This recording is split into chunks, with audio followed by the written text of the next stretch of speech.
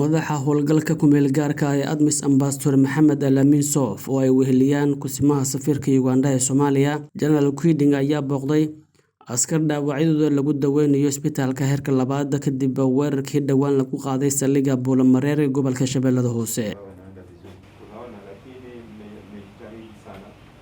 I can observe that the situation is getting much better and the morale is high.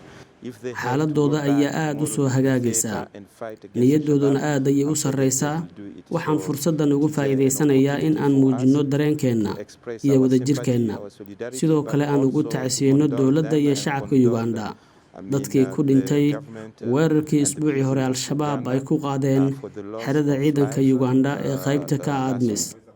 saraakiisha ayaa warbixin ku saabsan xaaladda soo kabashada askartan waxaa warbixin ka siiyay taliyaha qaybta labaad ee isbitaalka Cornel Dr. Godfrey Simakula.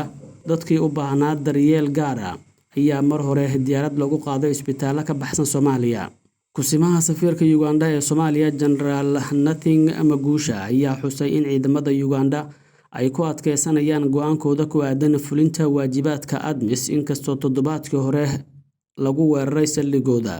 We are containing the situation and we are reassessing and we think we are going waxaan gacanta ku haynaa xaaladda dib u qiimeynta iyo isu socoshada sidii loo qorsheeyay. dhacdadu naguma jeedin doonto waxaan sii wadi doonaa geedi socodka xasilinta Soomaaliya taageerada dowladda federaalka ee ciidanka xoogga dalka Soomaaliyeed iyo shacabka si ay u helaan xasilooni horumar dhaqaale iyo sidoo kale isbedel so that they are able to have stability, to have economic development and transformation.